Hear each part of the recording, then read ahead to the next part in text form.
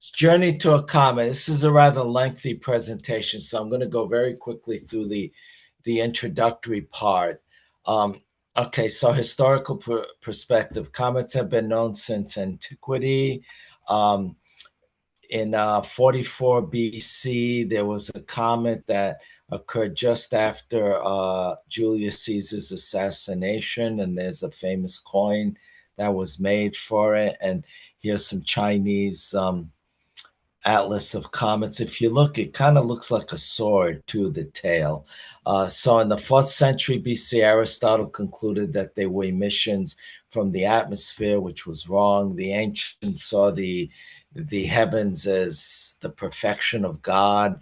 Astrologers interpreted these appearances of comets as ill will, omens, famine, flood, and death of kings. You could see it here in the Bayeux Tapestry. It came 1066. And then Kepler's discovery of the elliptical nature of comets paved the way for understanding cometary motion. And then Edmund Halley, he didn't actually discover the comet. He made an important observation that during these 3 dates that were 76 years apart, a comet appeared. He theorized that it was the same comet. It wasn't a different comet each time, and he was correct. So he predicted the next time it would return would be 1758, and it did indeed take place. It returned, so it was named after him since he predicted. But unfortunately, he didn't live long enough to see it. He died in 1742, and the comet came in 1758. So, and then the flying sandbank model was the current theory before 1950, where a cloud of meteoritic particles held together by their own gravity, gases were absorbed on the surfaces and escaped when it came close to the sun. This is wrong. And then in 1986, we had Dr. Fred Whipple, who was actually a friend of Professor Smiley, the founder of Skyscrapers, and he gave a lecture to us on October 4th, 1986. And here's a photo of me back then. I was age 26, so now that was 40 years ago now. So now I've aged, now I'm 66, and at least I still have my hair. And so Fred Whipple suggested that the dirty snowball model of comets, which I'll talk about in a bit. So you all know this, the basic anatomy of a comet: nucleus, coma, dust tail, and plasma tail. I wasn't aware of this till I started researching this. There's actually a hydrogen envelope, an invisible layer of hydrogen surrounding the coma. That would be neutral hydrogen, not ionized. So that's interesting. Okay, so I'll talk about all these individually. So the nucleus is a solid central part of a comet composed of rock dust and frozen gas, the dirty snowball. And then once it's close to the sun, gases sublime and produce an atmosphere known as the coma. Most cometary nuclei are 10 miles across or less.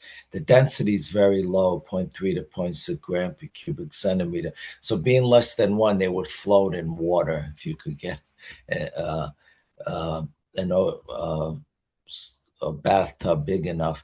And nuclei are pretty much fragile because they've been seen to split apart in certain comets, and the splitting due to thermal stress, gas pressure, impact. And nuclei are some of the darkest objects in the solar system. Albedo means reflectivity. So a mirror would have reflectivity theoretically of 100%. All the light that hits it will reflect back. So as freshly paved asphalt reflects only 7% of light, and these comets 3 to 6%. So they're even darker than freshly paved asphalt. So they're very, very jet black.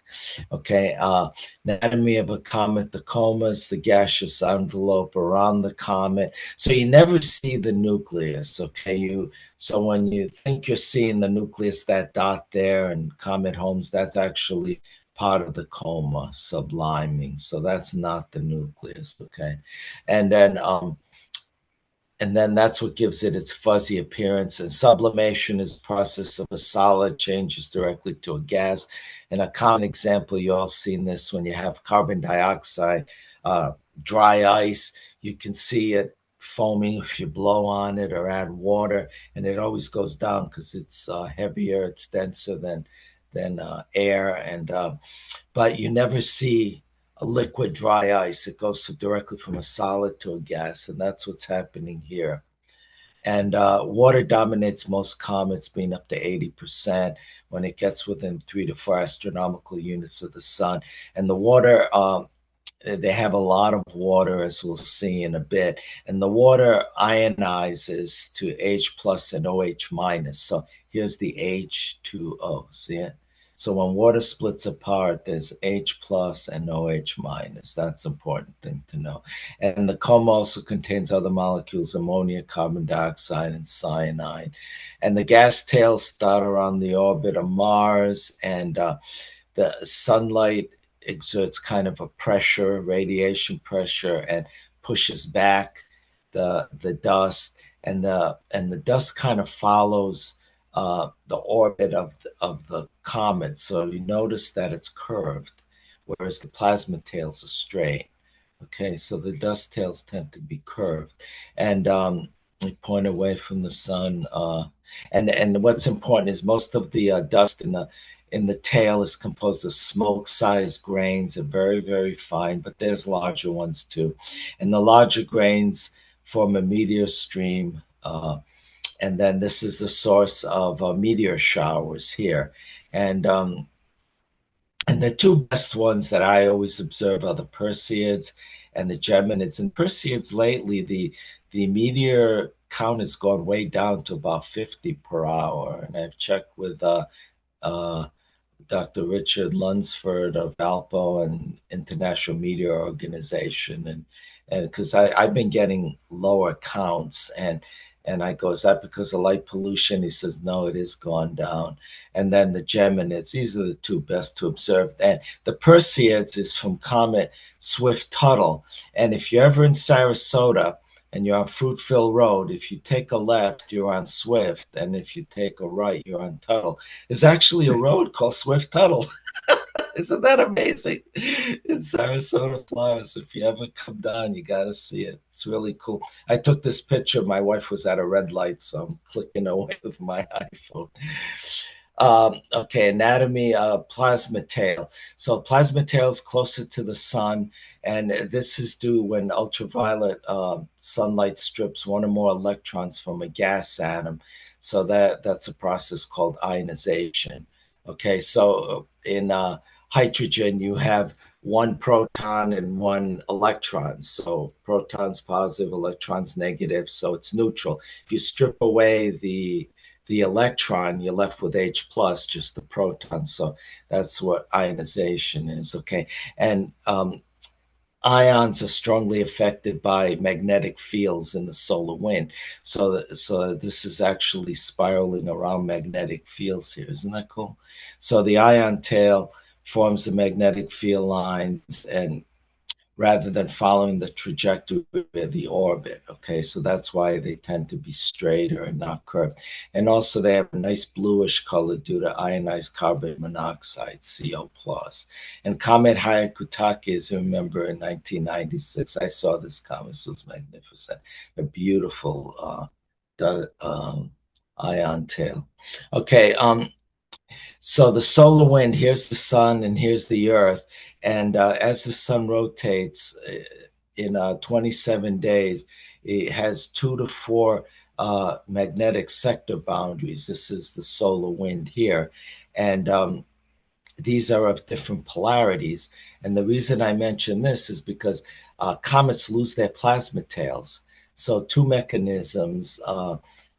The wind pressure can give rise to instabilities. And if it crosses a magnetic sector boundary where the polarity is different, it will lose its tail. And here's Comet Encke. Now, this is due to a coronal mass ejection. So the magnetic field here is different than that of the plasma tail. And look, or ion tail. There's a use synonymous. It loses it, and then it grows a new tail with the polarity of this area here. So isn't that cool? I thought that was really neat. So the comets lose their plasma tails, which is kind of a cool thing. And then rarer tails, the anti-tail. So the anti-tail, this is the one you see in all the textbooks. You see a beautiful anti-tail here. And I took this picture here on October 14. This is the Gulf of Mexico. That's Venus there. If you look carefully, you can see kind of a tail going right down to the water. Can you see it okay here? So what an anti-tail is, I'll read this and then I have a little demonstration. Is formed when larger dust particles, less affected by the radiation, remain in the orbital plane and form a disk. And when Earth crosses the comet's orbital plane, the disk is seen side on and you get a spike. And normally you don't see a plasma tail. Um, so can you see me? I have a little demo here. So can you see this demo? Can you see me okay? Yeah. Okay. So here's the nucleus, and then here's the front, and then here's the back. So what it's saying is normally when you're seeing the comet, the the the anti-tail blends in with the background, but when the Earth and comet are aligned, you see the spike this way. It's like what we're seeing in Saturn now, where the you know rings are not like this, but they're aligned. So that's what it is. So that's why you're seeing the plasma tail. I mean the anti-tail. So does that make sense? Okay. So there's a rare sodium tail that was discovered. So between the ion tail and the dust tail, there's a neutral sodium tail, which is really cool. This was imaged by professional observatories, so we're not going to see this, but I didn't know this existed until I started researching this. This was seen at McDonald Observatory. And then orbits of comets. Comets are classified as either short or long period. Short periods, like it said, years to decades, low orbital inclination, prograde motion. And then Jupiter comets are just the type of short period. And long period comets be thousands to tens of thousands of years. The likely spins in the opposite direction, prograde. And then this basically shows what happens. Comet is frozen as it comes closer. The radiation pressure pushes back the dust and plasma tails. Notice they always point away. See, this is the plasma and that's the dust because the dust is curved. And then there's the plasma. And then as it goes away, these things, it starts to refreeze and these start to dissipate. And then it's frozen again. So, and then short period comets are from the Kuiper belt, and that's one of the main reasons that Pluto was demoted because it's just believed to be one of the closest Kuiper belt objects. And then the Oort cloud is where the long period comets come from, and this is up to 100,000 astronomical units away. And then comets are perturbed from the Oort cloud due to gravitational interactions of passing stars, molecular clouds, and gravitational tidal effects of the Milky Way. And then, so this is interesting that we have short period comets and long period comets. Now there's a new type of comet, an interstellar comet. Unbelievable. Yeah. So this has made the news and has rocked the internet as being an alien spaceship that came in. Okay, so to date, three interstellar objects have passed. Oumuamua in 2017, the eccentricity is 1.2. Eccentricity is how high above the plane of the solar system it came in at. And then 2I Borisov, which came in 2019 right here. Okay, this one was a little higher, 3.4. And then 3I Atlas. Atlas is an automated observatory that discovered it. And I stands for interstellar, has an eccentricity of 6.2. So this has a very parabolic orbit, all right? Oumuamua, there's a recent article I read uh, that they have evidence it's a nitrogen-rich body similar to dwarf planet Pluto. So, what's interesting about 3I Atlas is there's a lot of differences. Here's a Hubble image of it. And then here's a Webb, and they discovered that the coma has 8 times more carbon dioxide than water. Usually, there's a lot of water. You'll see Halley had 80% water in its tail. So, to have more carbon dioxide than water is really unusual. And you can see the carbon dioxide, and then here you can see the water. So there's a lot more than it's a combination of the two. So here's the Hubble, the Webb image in the infrared. And so this is probably because, formed from a different planetary system. And then 3I Atlas also spouted an anti-tails. I mentioned before, I can see it here. This was taken by an amateur astronomer. And then the nucleus is inferred to be 3.5 miles in diameter. It had unusual color changes, transitioning from bluer color to from green to blue because of volatile gases, cyanogen and ammonia replacing dust.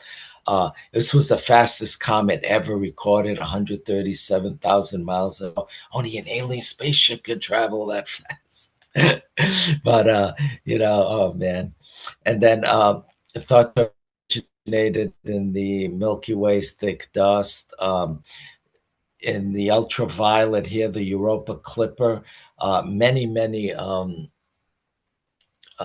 spacecraft that are out there turn their attention, but I'm only going to focus on these two because they have the nicest. Most of them were just a dot, so it didn't show much. But they detected UV spectra, which is shown here from the Europa Clipper, and the coma confirmed water ice sublimation.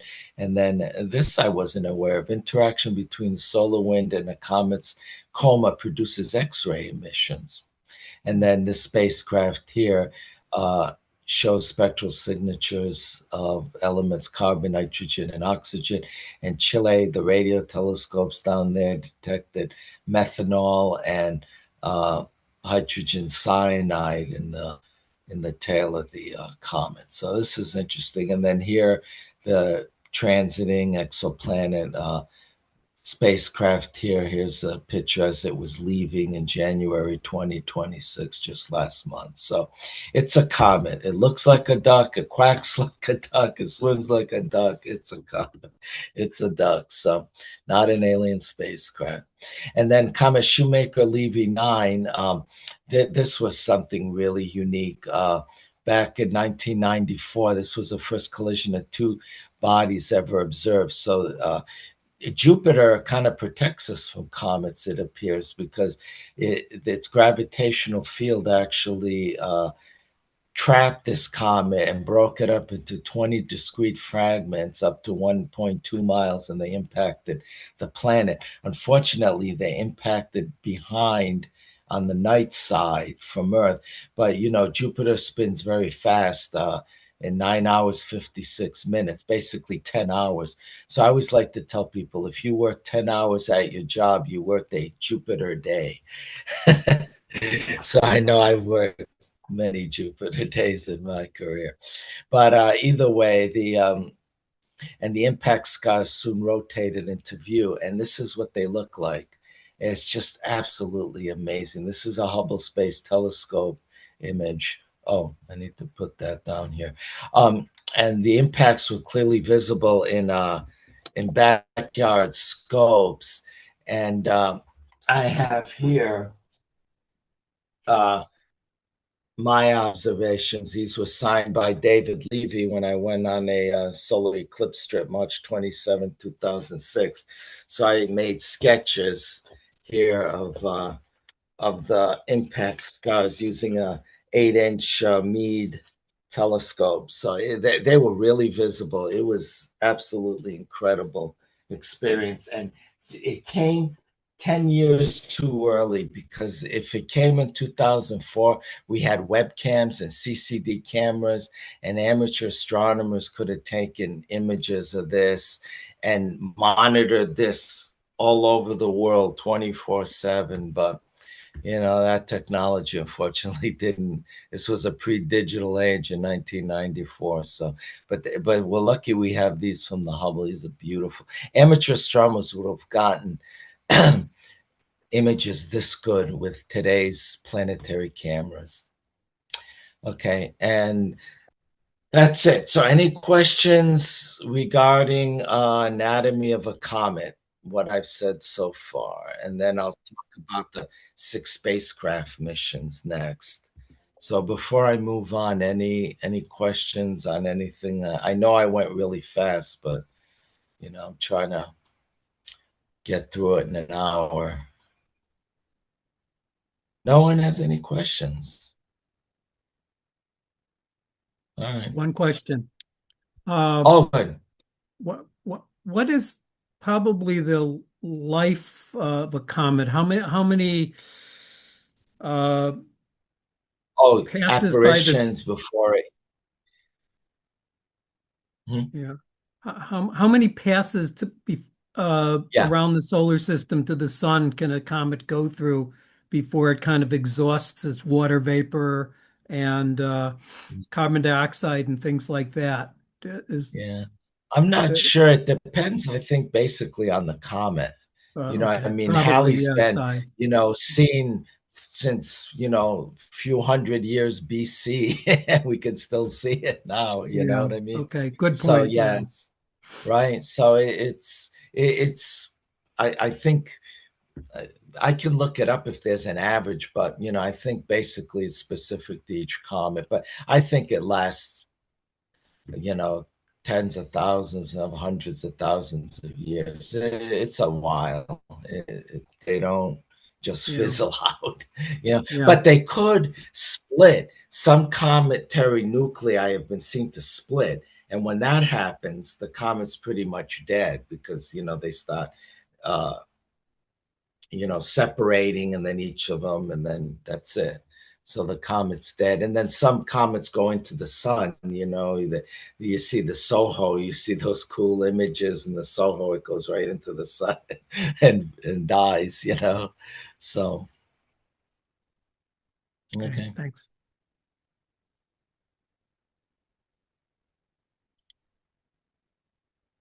All right. So let me get,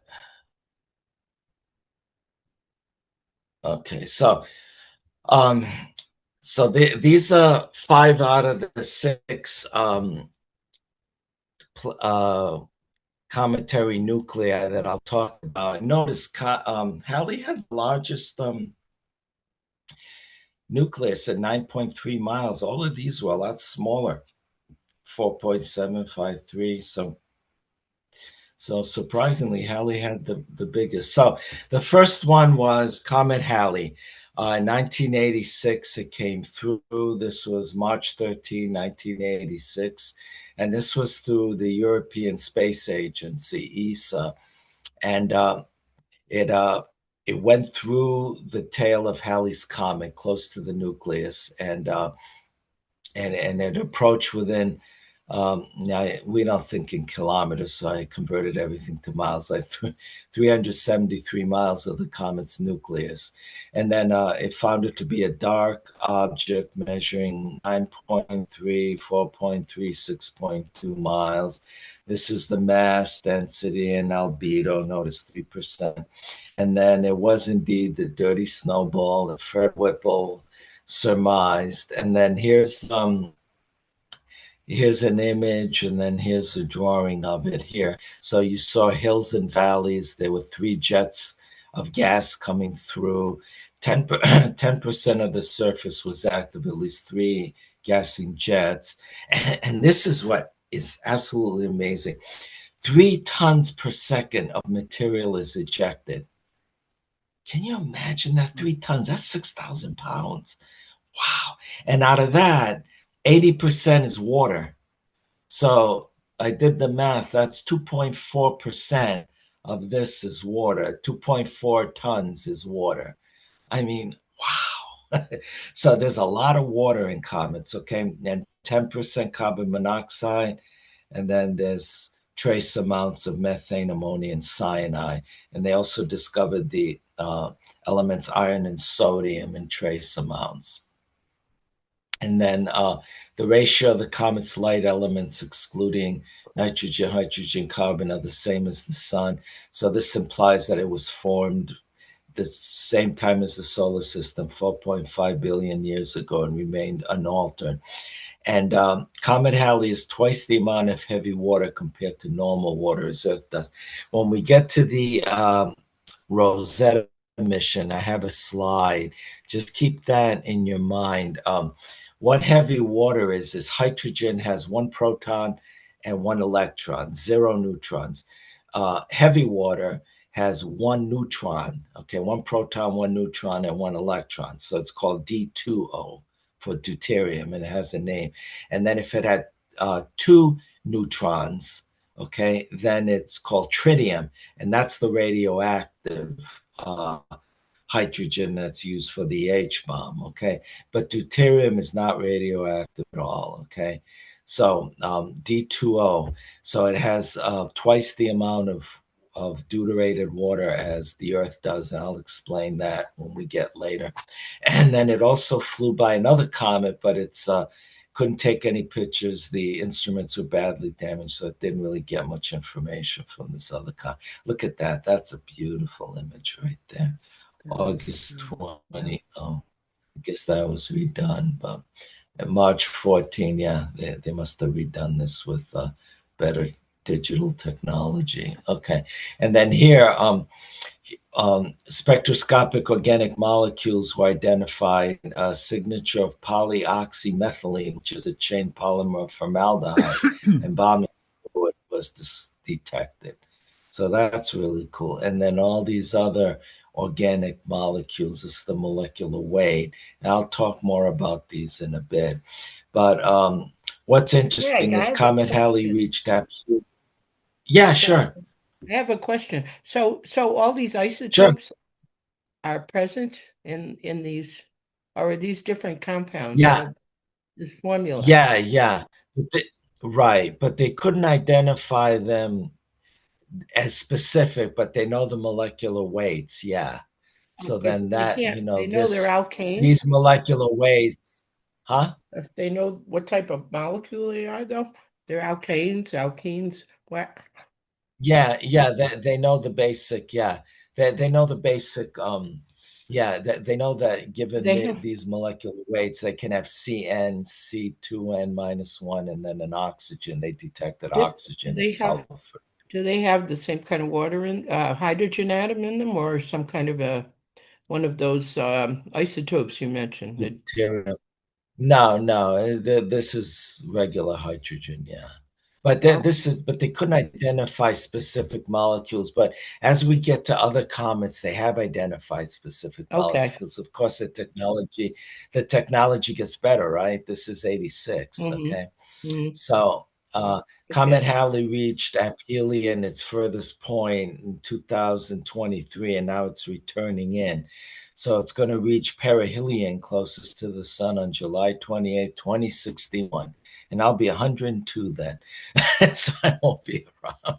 We need to get a new generation of skyscrapers for the year 2000 and earlier so they can see the the next apparition of Halley's Comet. And what is interesting is during the 1910 apparition, charlatans were selling gas masks and comet pills to people who feared passage through the comet's cyanide tail. Remember, there was cyanide detected in the tail of comets. And the comet pills contained, I looked this up, sugar and quinine gave it a bitter medicinal taste. So they thought there was actual medicine in it. Isn't that neat?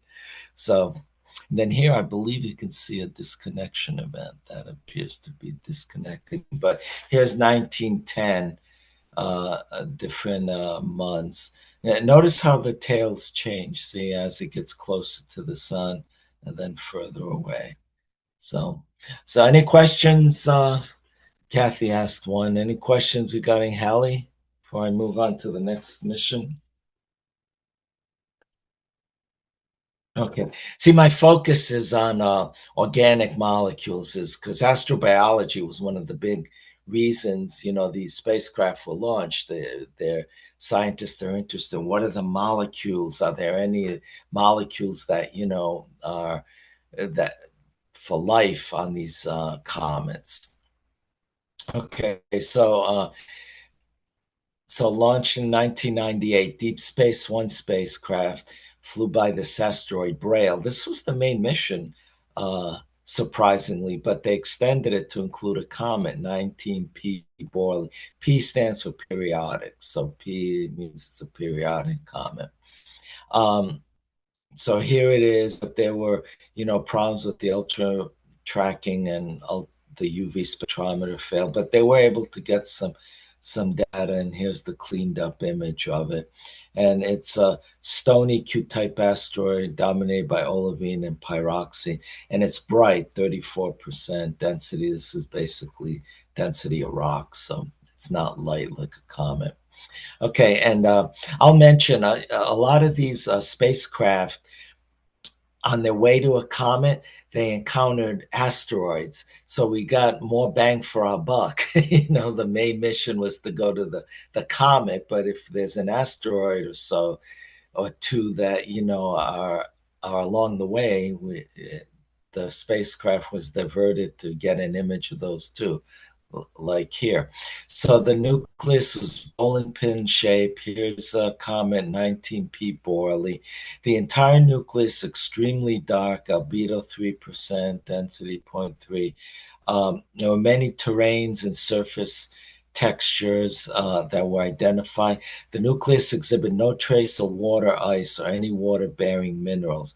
It's basically inactive, too little ice to be detected spectroscopically. Well, one interesting thing about this is that the nucleus was quite hot, ranging 80 to 160 Fahrenheit. Wow, that's hot.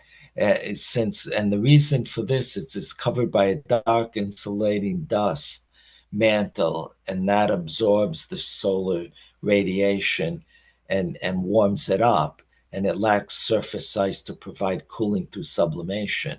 See, so that's interesting. So this comet is very hot because it's basically, only 10% of it's active.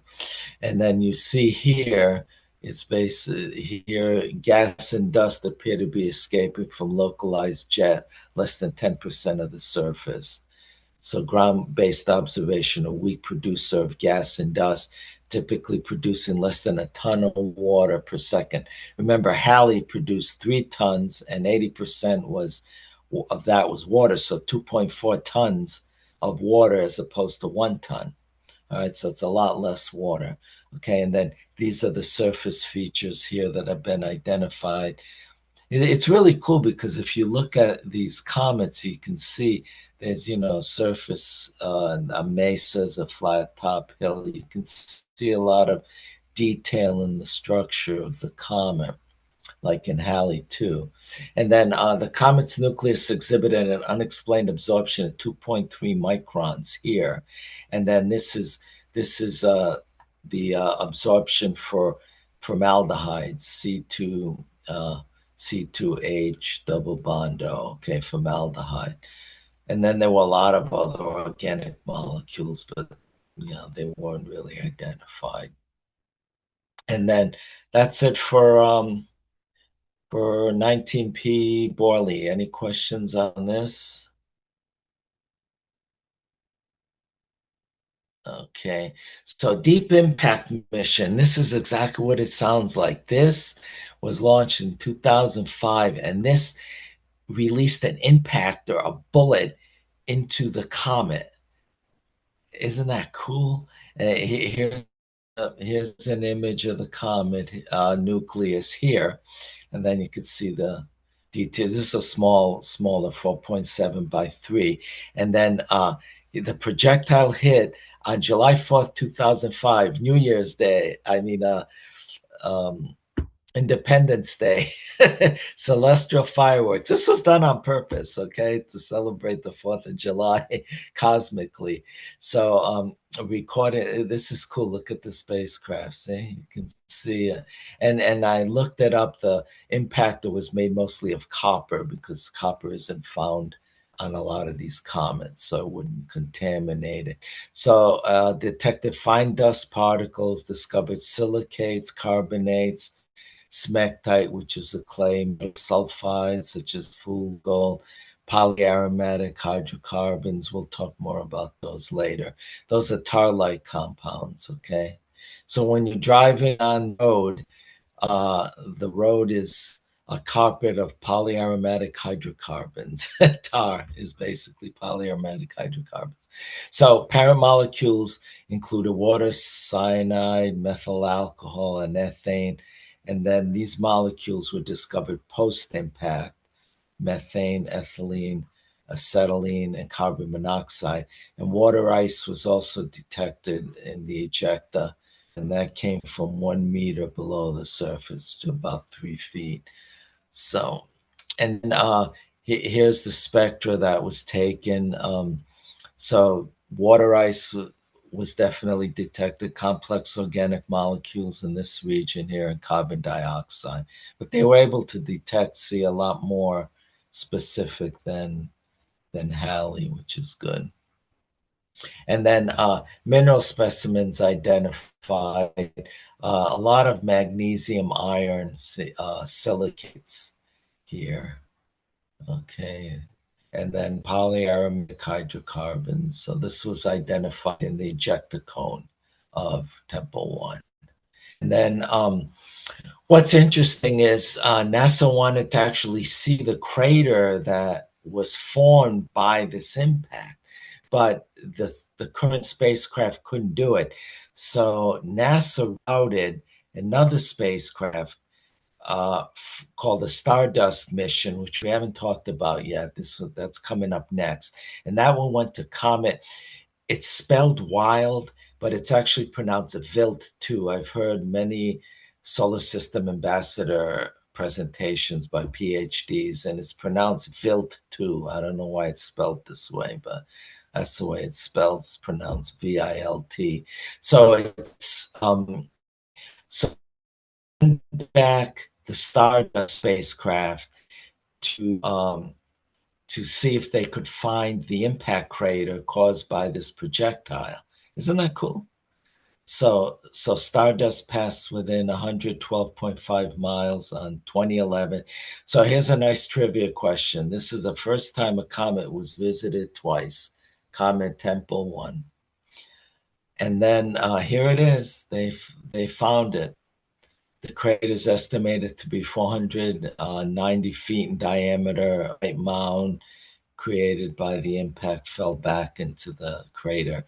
And knowing the kinetic energy that was generated and the velocity, they were able to determine the energy here. It's unimaginable energy.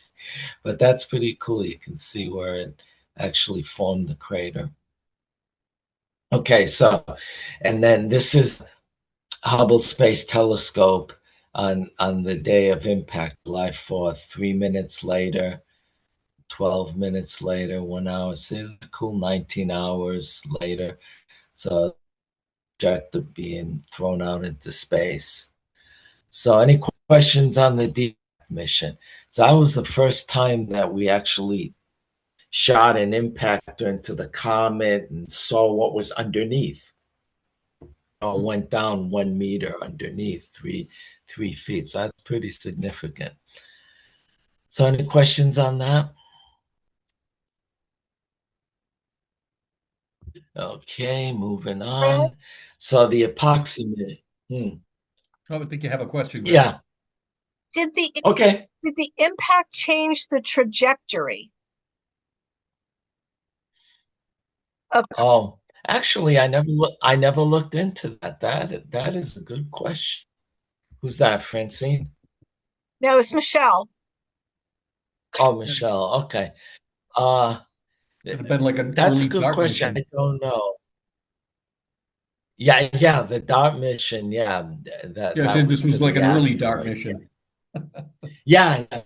Yeah, actually, I'm gonna look into that. Thanks for letting me know. That's a good one. Whether it actually changed the, if anybody has well, you're all in front of a Greg, computer. Why doesn't somebody Google it? Comet No. Temple 1 was the trajectory change from the. Can someone Google that? I'm curious. Greg, I remember that somehow Peter Schultz was involved with this mission because Yeah. because he deals with ejecta material, and he can sort of signature, what the heck came out of that thing. So he was studying, Yeah. Yeah. Yeah. He was studying that particular comet, that particular mission.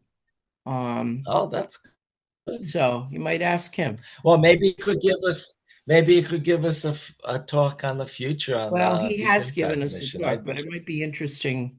I don't know. I don't know the answer. It sounds like it might have changed the trajectory because Yeah. that particular comet, I mean, that wasn't all that that wasn't very massive, I guess. Yeah, no, you're right. It was here 4.7 by 3 miles. Yeah, it wasn't all that big compared to Halley being almost 9 point something miles, right? Well, Probably did. Can someone Google that in the meantime and let me know? Yeah, I'd be Google curious. says it did, but it was negligible. Said it Oh, did okay. change the trajectory, but it was negligible. All right. It did change, but it was negligible. Yeah, Okay. said the collision All was right. described as the equivalent of a mosquito hitting a 747.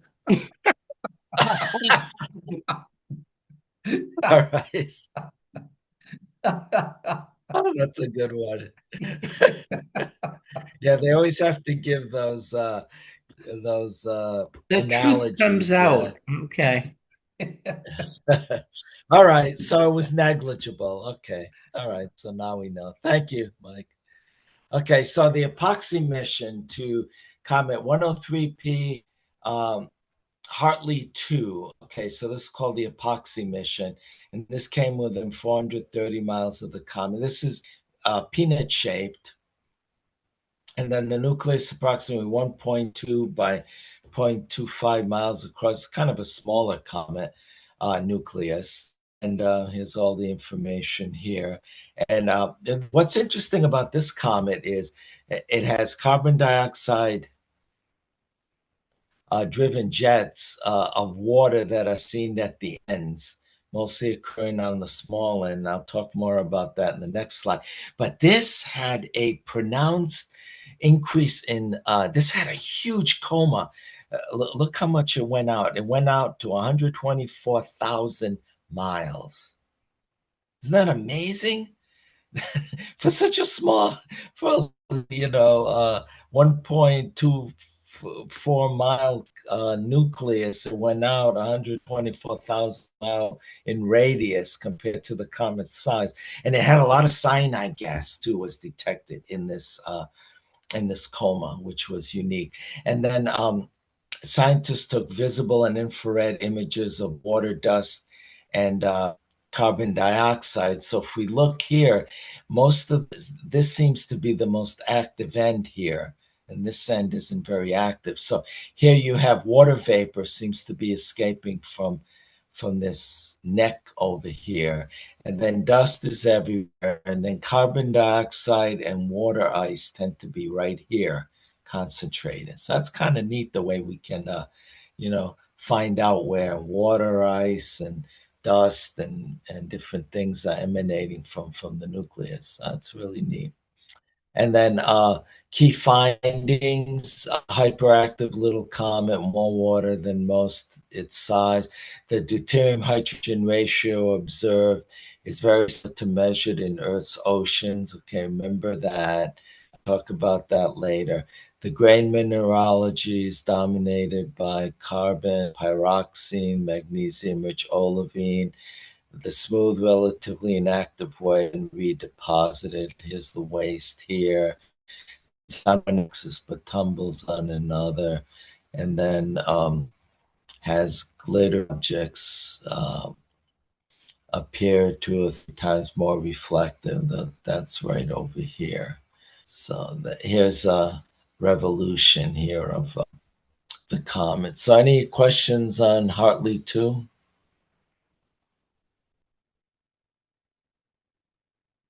Okay. So Stardust mission. So Yeah, Stardust is the one Brett, that, yeah, sure.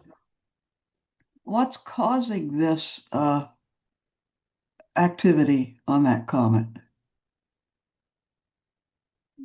Why is Oh, why you is mean the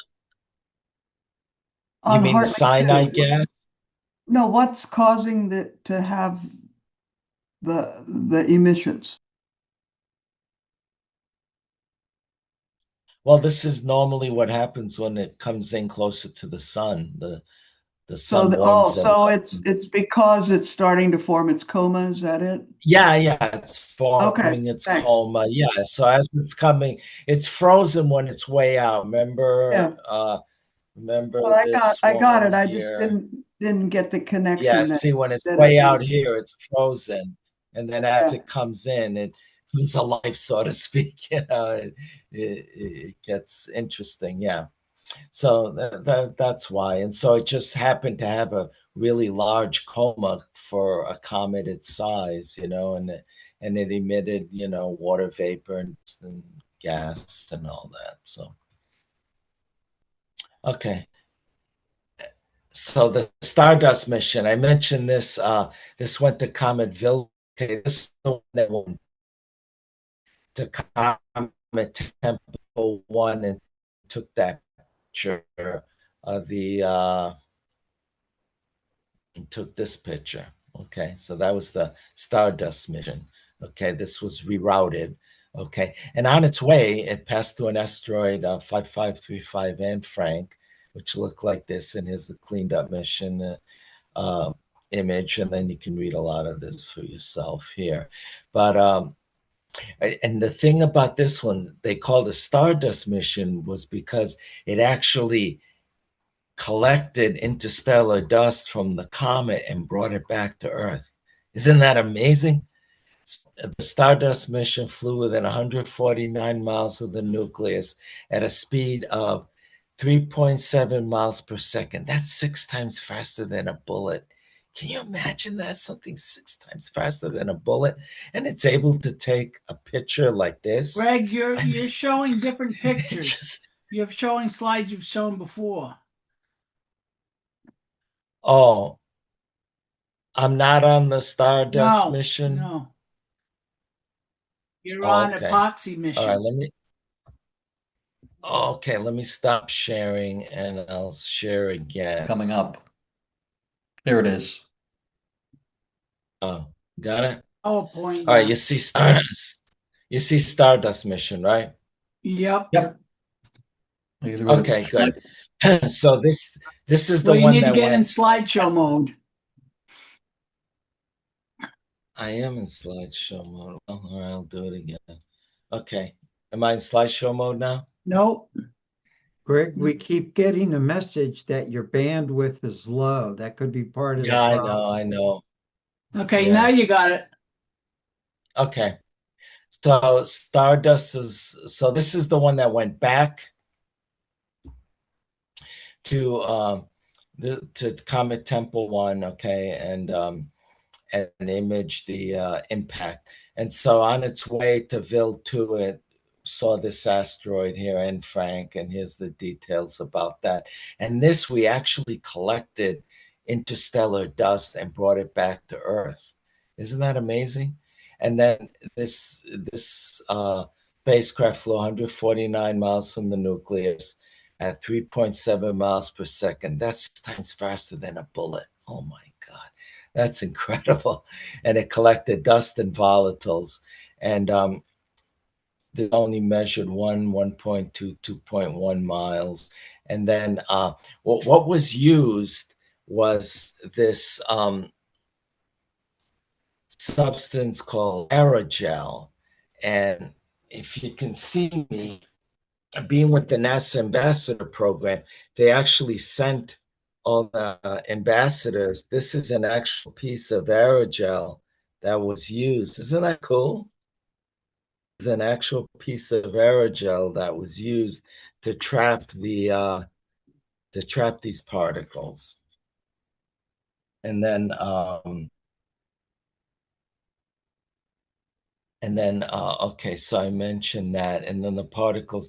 So they had olivine, which is a magnesium iron silicate, and olivine is common in a lot of meteorites. Here's if you can see this. This is an olivine diogenite. See the bright stuff there? That's all olivine. Isn't that cool? So this is a meteorite. And then refractory, which are high temperature minerals, contain calcium, aluminum, titanium, similar to CAIs in meteorites. So this is the the Allende meteorite. And see this here? That is a calcium aluminum inclusion. Okay, so that's what they're talking about. So they found these high temperature minerals in the solar nebula. These were first to condense out. And then this is the Murchison. Notice how black it is. See, so this is how dark these cometary nuclei are. So when you see them gray like that, it's actually the image has actually been, brightened because it would just appear totally black. So there's a lot of cool minerals that they found here. And there was a stardust at home thing online, and you had a virtual microscope. So I looked at over 1,000 different photographs that they had from plates, and they identified two candidates, and then they got back to me and said no, they weren't. So it was kind of neat looking at these in this huge thing right here. And here's the cometary dust particles that are trapped. So VIL 2 was the first comet return mission. And here they found a lot of organic matter. These are polyaromatic hydrocarbons. They're six-membered benzene rings. And you look here. So when you look at this, you say, what the heck does this mean? Well, it's understood here. They don't write it in, but each of these is a carbon. So here's 1, 2, 3, 4, 5, 6, 7, 8, 9, 10 carbons. Okay. And each carbon has to have 4 bonds around it. So 1, 2, 3, 4. 1, 2, 3, 4. So there's hydrogen coming out here, here, here.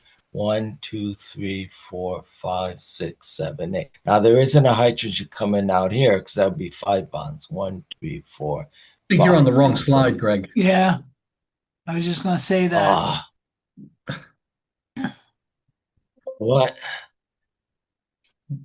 The slide we're looking at says cometary dust particles from Comet VIL 2. Ah, there you go. There it is. All right. Okay, yeah. All right. So can you see the chemical structures here? Yeah, Yep. we see the polycyclic aromatic hydrocarbons. Yeah, aromatic hydrocarbon. Yeah. So each of these here is a carbon. They're not drawn in, but they're understood. Okay. So you got 1, 2, 3, 4, 5, 6, 7, 8, 9, 10 carbons. And then 8 hydrogens. Around each hydrogen, around each carbon, it has 4 bonds. 1, 2, 3, 4. 1, 2, 3, 4. So there's 8 hydrogens coming here. 1, 2, 3, 4, 5, 6, 7, 8. And then here, you don't have a hydrogen here because there'd be 5 bonds there. Okay. So, and then naphthalene, by the way, is mothballs. So that was so this is what's been identified in the stardust samples: benzene, naphthalene, phenanthrene, pyrene, and then also methylamine, ethylamine, and also the amino acid glycine. And amino acids, as you know, are the building blocks of protein. So this is the simplest amino acid. So to find an amino acid in a comet is huge. Okay, now there's amino acids in meteorites, the Murchison I showed you, but not in comets. And then the one with functional groups.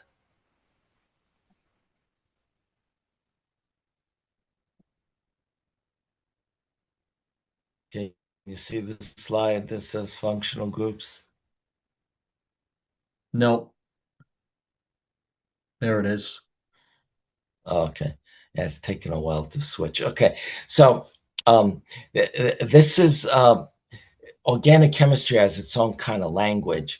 So these molecules, so if you hear an alkane is CH3, CH2, CH3, single bonded carbon here, okay? Now, a double carbon double bond would be called an alkene, and an alkyne would be carbon triple bond. Now, cyanide is this. If this were an N, CN, that would be a triple bond there. That would be cyanide. And then we talked about the benzene ring. And then an amine means you have a nitrogen, okay? And then when you see these 2 lone pairs of electrons, okay, this means it's very reactive, because this is where the reactions take place on these lone pair of electrons. So the more lone pairs of electrons you have, the more reactive it is. So oxygen is 2 lone pairs, so it's more reactive. And then the halogens, fluorine, chlorine, bromine, and iodine, have 6. So they're super reactive. And then sulfur is called a thiol. Okay, and that has 2. So these are very reactive kind of molecules, okay? And then CH3, CH2OH is ethyl alcohol, the alcohol you drink. Methyl is CH3OH. And then if you have C double bond OH, that's an aldehyde ketone. If you have CH3, C double bond O, CH3, that's acetone, nail polish remover. And then this is an ester. And then an ester differs from a carboxylic acid because in a carboxylic acid you have an H here, whereas here you'd have another carbon like a CH3. And then if you have CH3COOH, that's acetic acid, which is vinegar. If you had a salad today, you had 5% vinegar. And then this is an amine here where you have C double bond O and N. But these are kind of molecule families and classes that have been identified.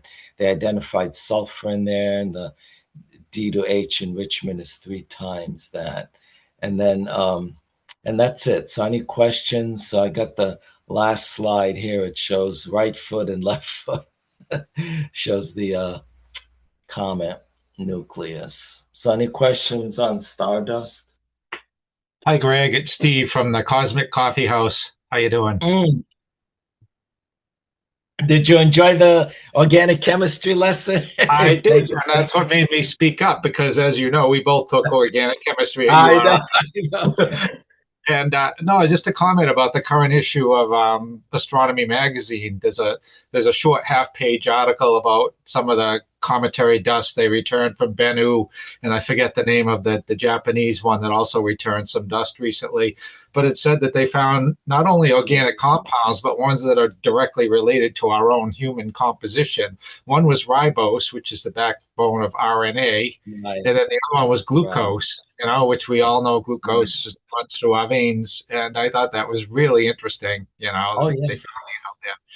So And on both Ryugu and Bennu, they also found all the 5 nucleotides: adenine, guanine, cytosine, thymine, and uracil. Isn't that cool? certainly makes you think, Yeah, it really does. Yeah, but that's different. Fuse everybody. Those are asteroids, Bennu and Ryugu. It's a cometary nuclei we're talking about. They're two different things, you know? Yeah, true. Yeah, true. And there is the theory that comets rain down on Earth with much more prevalence back in the day, and they may have provided the Right, seeds for life, and the organic right. compounds that we like. So, The bombard early and late bombardment periods, yeah. right. But I think this is kind of whimsical here.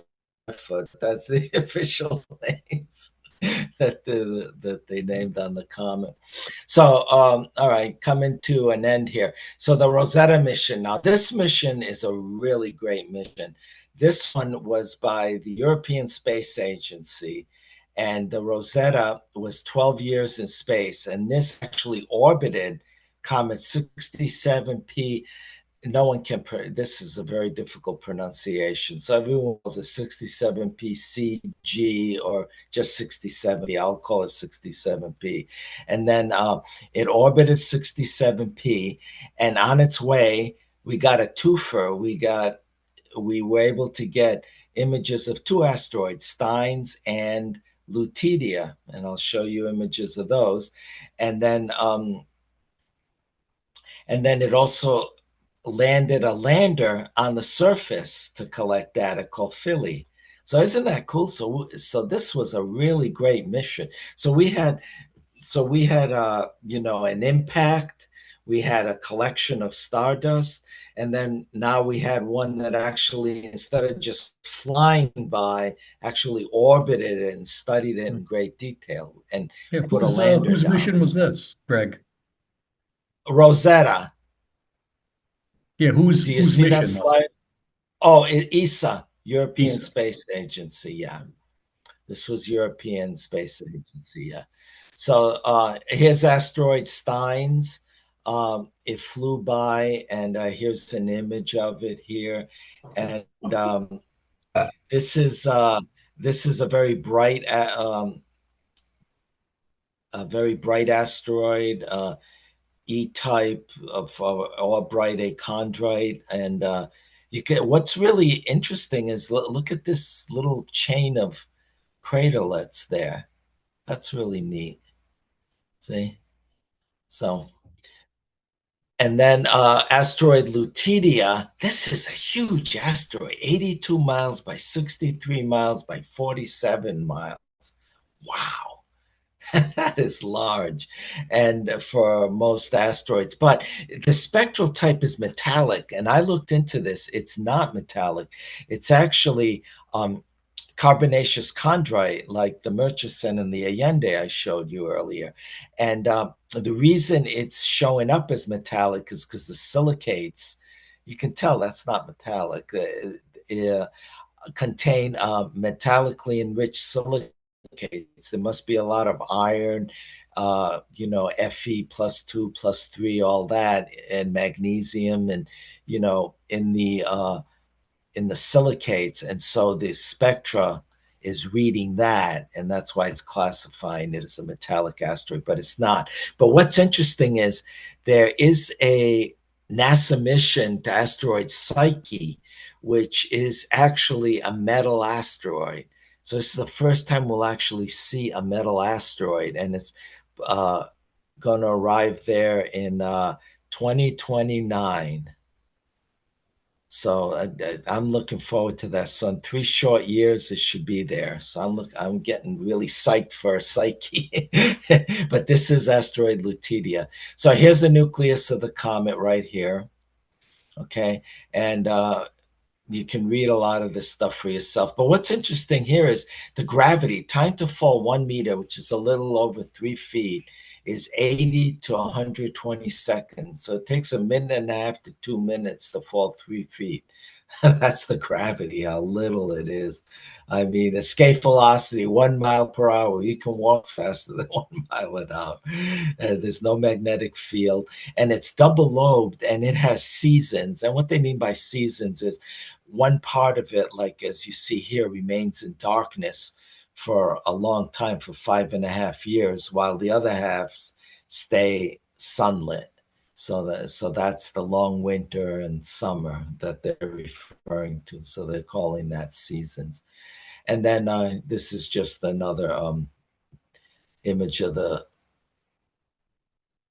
comet. So it's a double lobed structure with a head and a body and a narrow neck. It's believed that two cometismals gently bumped each other 4 billion years ago and started traveling together. Has a lot of cool features here. Some regions hard as asphalt, others soft as sand. The neck has active jets. And then large fraction of the ejected mass falls back on the surface. And then here you can see ESA, it says, you can see profile of a primordial comet. You can read a lot of this for yourself, but there's a lot of cool things here.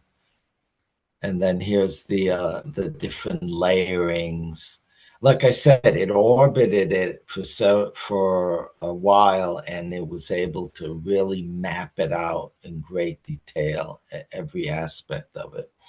And the names are after like ancient Egyptians, pharaohs and mythology. So those are the names used. And then here, back to organic stuff. I love it. So here we see methanol, CH3OH, and then oxygen, sulfur, and then compound hydrogen bromide has been detected for the first time in a comet. And then molecular oxygen and nitrogen have been confirmed. And then they detected noble gases, okay, with isotopes. An isotope is the same element with a different number of neutrons. So what defines an element is the number of protons. And so, like I said, for hydrogen, if we have one proton and one neutron, we have deuterium. If we add another neutron, then we get two neutrons and we get tritium. Okay, so it's like that. So here you have 7 isotopes. Now all the other ones don't have specific names, only hydrogen does. But and then argon, so they found isotopes of krypton, xenon, and argon. And the high abundance of correlation nitrogen consistent forming in the outer cold reaches of the solar system. And then here, and this is the slide I'm looking for. This is the slide. Okay. So remember I was talking about D2O, deuterated water? Well, and this is interesting. Deuterium has a natural abundance in Earth's oceans of 1 atom in 6,420 of hydrogen. So next time you go to Scarborough Beach or Narragansett Beach, just think you're swimming in deuterated water.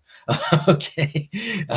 Think of it, 1 atom of hydrogen, 1 atom of deuterium, and 6,420 of hydrogen. That's a lot. So here you see the deuterium hydrogen ratio, and then this is it on Earth. So the bottom line is whatever is on this line matches Earth's oceans, okay? It matches the deuterium hydrogen ratio of Earth's oceans, okay? So here's Earth. And notice the comets do not, except for one, Hartley 2. Isn't that amazing? There was only one comet out of all these that have been actually studied, okay? Not all of these, were spacecraft, but they were actually able to determine the deuterium hydrogen ratio. Only one. But notice a lot of meteorites do go around here. So because the idea is that Earth's oceans came from comets. Think about it. Halley is spewing out 2.4 tons of water per second. Okay, if that would have hit the Earth, that's a lot of water. Okay, that would account for Earth's oceans. But the deuterium hydrogen, here's Halley. It's way up there. It's a lot more. Okay, it needs to be on this line in order to match. So even though meteorites do match, a large number of them during the early bombardment period would account for its oceans. Okay, so any questions on this slide? This is very important here. Okay,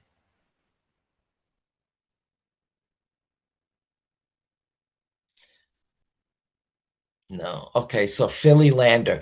This was this was unfortunate. What happened is the lander, it had harpoons, 3 or 4 harpoons. None of them worked. It bounced several times into a dark area that never got sunlight. Remember, there's dark areas and bright areas that stay dark and stay light. This one, and here it is. You can see it right there, imaged by the spacecraft. And so it had 57 hours of battery life. So it performed as many scientific experiments as possible. So it collected as it went down and then on the surface. And then here's what it found. And notice it found the amino acid glycine again, which was also found in VIL2. So now we know that's two comets, that cometary nuclei that have the amino acid glycine, the building blocks of protein. And also phosphorus was detected, which is a key to the backbone of DNA and RNA, and also ATP, the batteries of the cell that provide the mitochondria energy. So there's really cool stuff. And then these four were never before known to exist in comets: propionylaldehyde, acetone, acetamide, methyl isocyanate. Here's these we've seen before: ethylene glycol, which is antifreeze, methylamine, and so. Hey, Greg. Yeah. I think it's very interesting that it found nail polish remover up there. Yeah. Yeah. That's organic Now they're chemistry. not using alcohol. They're not using acetone. I think they use, like, Something looked else at my now. wife's butyraldehyde, something like that. Yeah, they Something use different. something else. Yeah, something different. Okay, And carry so, on. yeah, so Rosetta's final mission. So what ESA did is they finally landed Rosetta on the surface. So it gently dropped at a speed of 2 miles per hour, and it took 14 hours. Isn't that amazing? Wow. The 14 hours going at 2 miles an hour to drop how much? 12.4 miles. Isn't that neat? And so as it went down, it took, gas samples, dust, etc., high resolution images, and then it landed at this time, loss of sample, a loss of signal, and that's it. And here's the rotation of. Notice how, that always stays dark. See, that's what they mean by the seasons. And then proposed future missions to comets. There's the NEAT mission. This one was actually seen to split. Schwarzman, Watchman, the nucleus seemed to split. So this was to determine a flyby to study a fragmented comet. So that's kind of interesting. So no proposed date's been set on that. This one was supposed to go up already, 2024, 2025, the Caesar, to collect a sample of the surface of 67P. So, the Rosetta mission orbited, landed on it, but this was supposed to actually collect the sample, just like Bennu and Ryugu and all that, those asteroids. But that hasn't happened yet. And then this Comet Interceptor, this is proposed to be launched in 2029 by ESA. This is going to park a spacecraft at a Lagrange point, just the way, the Webb is at a Lagrange point. And when a comet comes in, it's gonna shoot out 2 small probes, and it's gonna follow the comet as it comes in from multiple directions. And this would have been perfect for 3I Atlas, right? As it was coming in, it would have had 2 spacecraft just following it the whole mission. This, too bad this wasn't up already. This would have been great. So that's basically it. These are just some photos I've taken, and this is what got me into amateur astronomy. Comet Halley. I saw I saw an article in the Providence Journal, the Parade magazine. I still have a copy of it here, and it said, Comet Halley coming at you. And I saw this in '85, and I'm like, oh my God, Comet Halley's coming. I gotta see that. And so it had a phone number to call and contact David Hustis, Skyscrapers, and I called him, and I didn't receive a call back for 2 weeks. And he called me back and he said he was on his honeymoon at that time. And I was the first call on his answering machine. And then he invited me to Skyscrapers. And the first time I went was December of 1985. And I saw, I saw the Alvin Clark scope, and I met everyone, and I was like, that's it. I'm an astronomer for life, 40 years now. And then I took this one during the COVID shutdown. This was aligned and stacked using Deep Sky Stacker. And then this is mine of Comet Chuchi-san Atlas. This is the Gulf. Can you see the anti-tail a little better here? Yeah. I can see. Can you see it? Or am I just imagining it? I think it's there. You can see it going. So this was right at, and there were I was on the beach here, and there were condos behind me, which I remember there was a near full moon rising, so that hid the full moon from my view. So that's Venus right here. So that's it. So any questions on anything? Thank you, Greg. No more questions for Greg?